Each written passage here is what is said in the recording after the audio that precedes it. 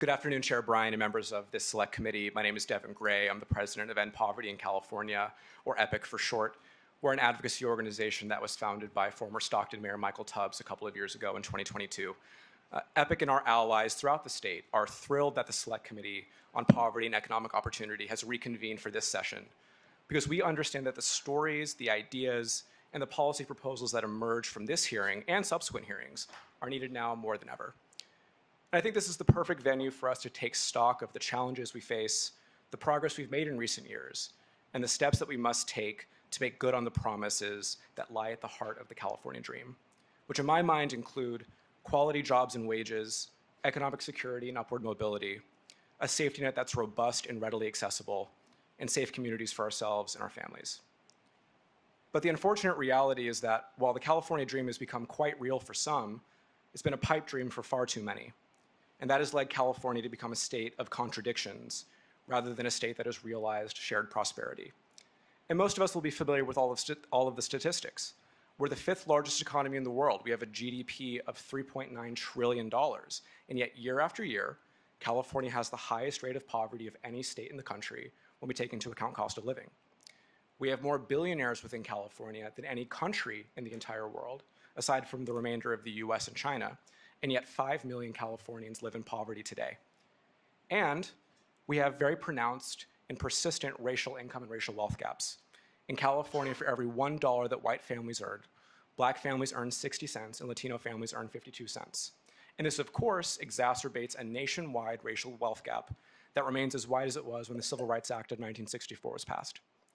Now, many people will try to explain away these inequities through a number of false stereotypes and narratives that people living in poverty just need to work harder, or that they possess some other kinds of qualities or traits that results in poverty, or simply that poverty is just an inevitability and therefore spending money on it is a waste of our time and resources.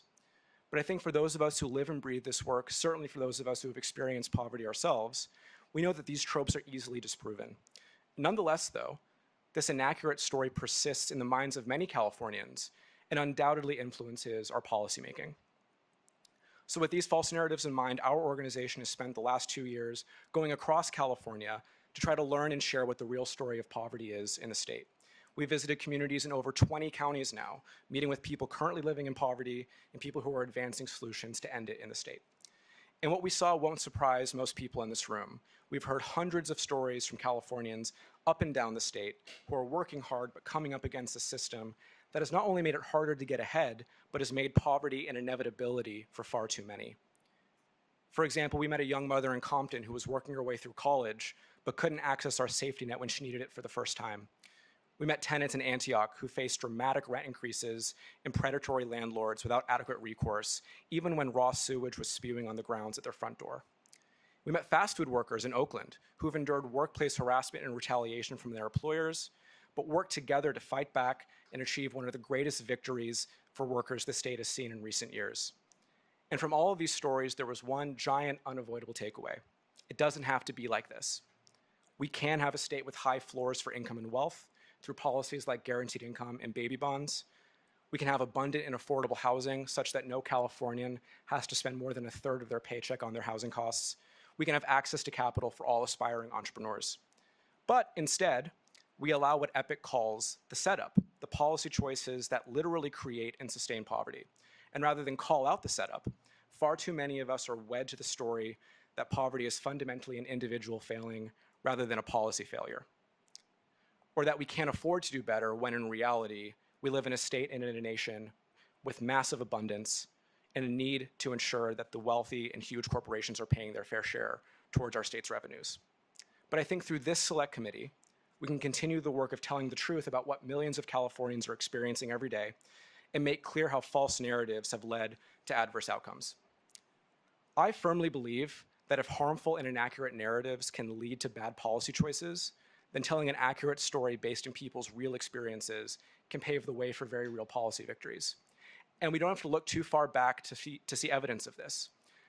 In concert with dedicated organizing and power building, it was stories like those of Ashawn Hightower, a Sacramento Burger King worker, who spoke at the rally to launch this committee 2 years ago, and others just like her, that propelled our state to raising the minimum wage for fast food workers to $20 an hour. Or Claudia Ramirez, an advocate with Parent Voices, who called for a raise for childcare providers in this select committee's first hearing back in 2022 and helped 40,000 childcare workers win a 20% pay raise. So to close, this committee is going to hear from many brilliant people today. You'll hear their stories and their expertise, and often an expertise that's informed by their stories.